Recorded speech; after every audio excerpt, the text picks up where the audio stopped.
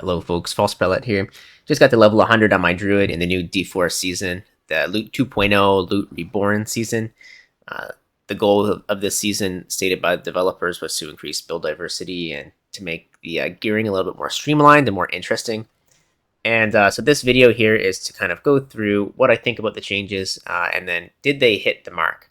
So I would say largely yes, but there's still things that are missing. And build diversity, I think, is still being hurt by some of the core systems of the game that kind of need to be addressed. So let's talk about some of the changes they made that were good.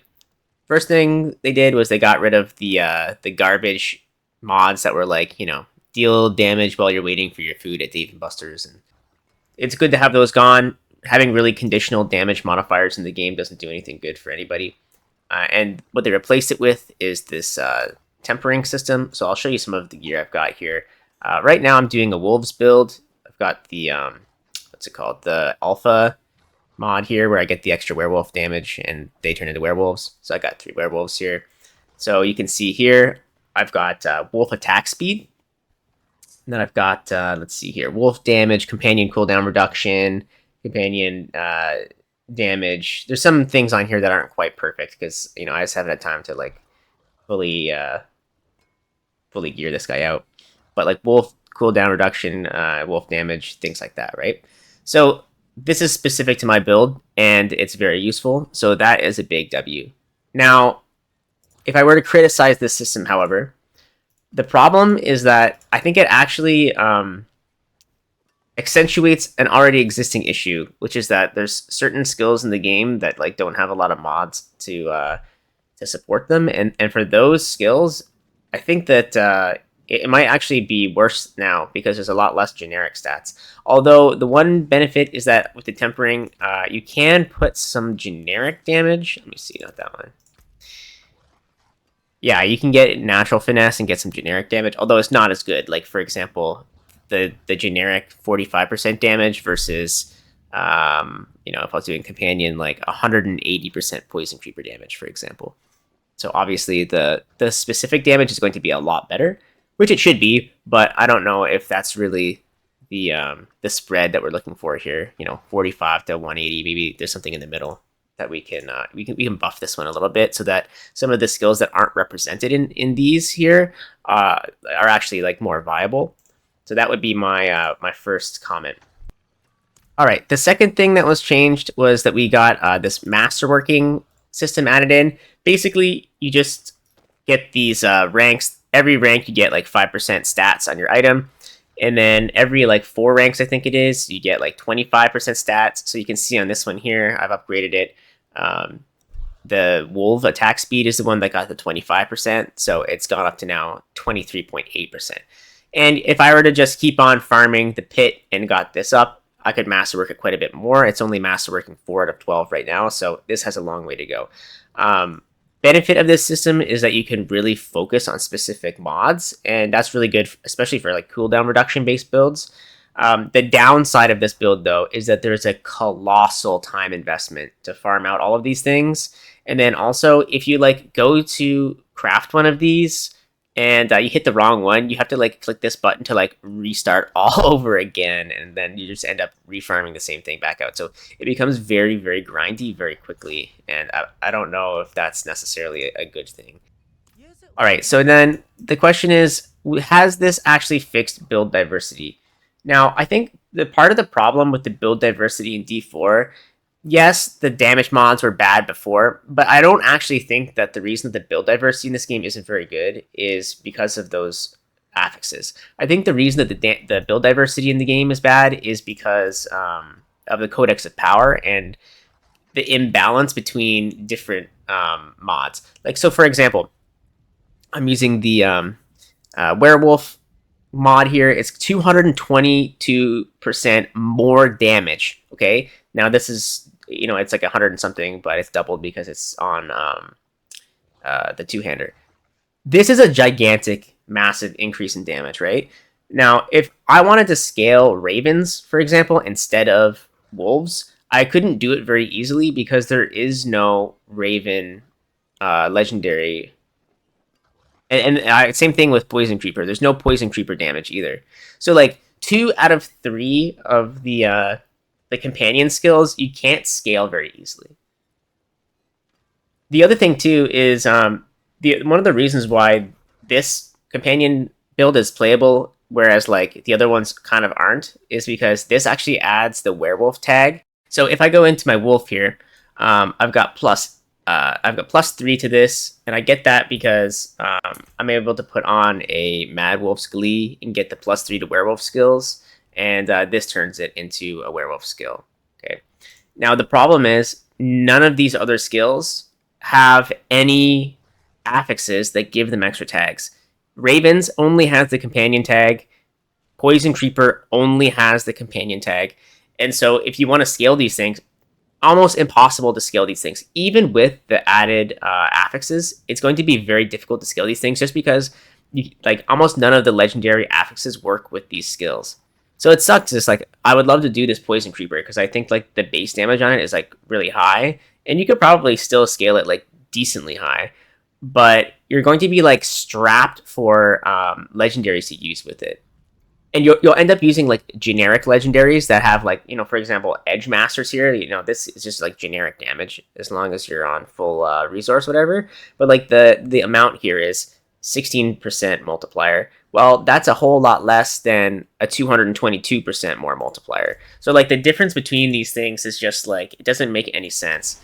And then, you know, if I right now, if you look at like all of the druid builds that are that people are playing at the like highest tiers of the pit, they're pretty much all using this one affix. Let me just go look it up right now.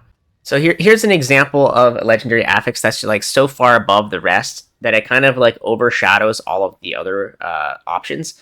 So Shepherd's Aspect, what does it do? Core and Wrath skills deal an additional 9.5x damage per companion you have. Now, you can also get the +1 companion, which I have here, for each companion. So you have a minimum of 2 of each, and then you have like 3 of the werewolves. So you have like, let's say 2 here, and then 4 here, so that's 6, and then another 3, so that's 9. So you have 9 times, let's say it's like the max roll is 10, that's 90, and then you multiply by 2 with a 2-hander, and suddenly you have 180% more damage multiplier for literally any core or wrath skill. So like suddenly core and wrath skills are just like insane. They just have like way more scaling than like anything else in the game. But the worst part about this aspect is it forces you to have all of these other things on your bar. So you have like probably 60-70% of the builds that are on the druid ladder right now have Poison Creeper, Ravens, and Wolves, and they're not even using them.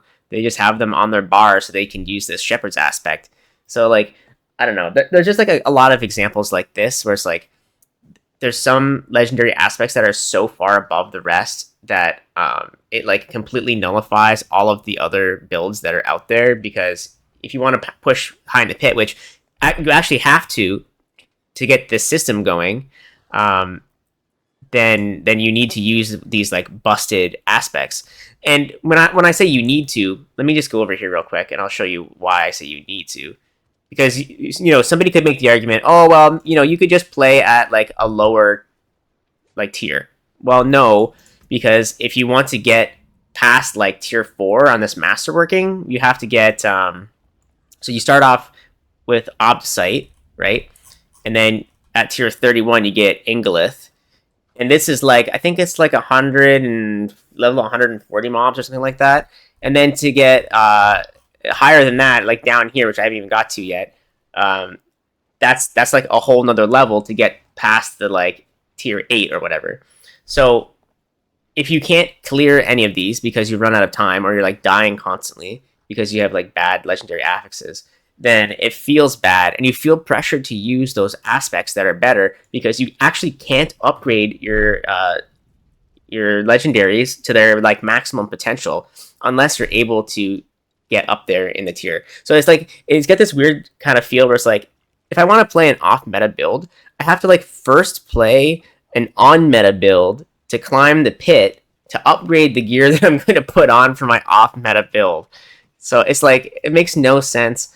I don't know. I just feel like, yes, the tempering system and the mass working system is kind of cool, but it doesn't fix the core gearing problem of this game, which is that the legendary aspects are so wildly imbalanced. And then for a lot of skills, there just simply aren't any. Also, I'd like to point out too that there's still a lot of stats that are missing. Like there's so many stats that are just missing. Why is it that a necromancer can get minion life? I can't get minion life. I need minion life. These things die instantly. Let me go walk into a let me just go to the highest one I can go here. It's tier 41. Watch how fast, like, and I have a lot of damage reduction, by the way. So, okay, so this is a great example here. Like, if I just let these guys do their thing, yeah, they crit for like 1.2 mil every once in a while. If I let these guys do their thing, I cannot control my minions. They will just stand in the poison repeatedly and die. And I can't build minion life because there is no minion life stat. Also, melee in this game is still miserable to play. Can we talk about the reduced impairment duration affixes while I'm here? They're so bad that I almost feel like they're not worth getting. They're like 8% per roll or something like that. I think maybe they go up to 12. I mean, even if you had them doubled, you would still take 4 affixes to have capped out, or like nearly capped out, impairment reduction. That's such a massive investment. I don't know. It doesn't seem worth. This build has like no clear. It's like really good single target damage on bosses, but like terrible at everything else. I mean, I'm still getting through it pretty far ahead. Oh god, get me out. Where'd my fucking guys go? Oh yeah, see? Oh yeah, they get stuck underneath the map every once in a while. Like, they actually get stuck underneath the map. Like, look at this. This is such garbage. This has been happening to me all day. These guys, they get stuck under the map. Now, I don't know if that's just, like, the game holding them there while they're, like, deceased or whatever. But my build relies on having these guys. Oh no, but then if I walk away, will it summon them all back? It does. So like they're just getting stuck underneath the map. Yeah, it just feels fucking terrible. I'm not gonna lie. It feels fucking terrible. Like it's so fucking bad. This is it feels bad to play Druid.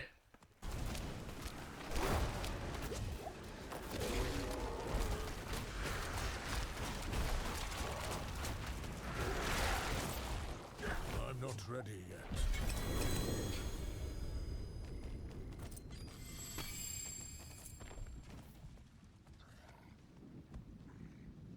Cool.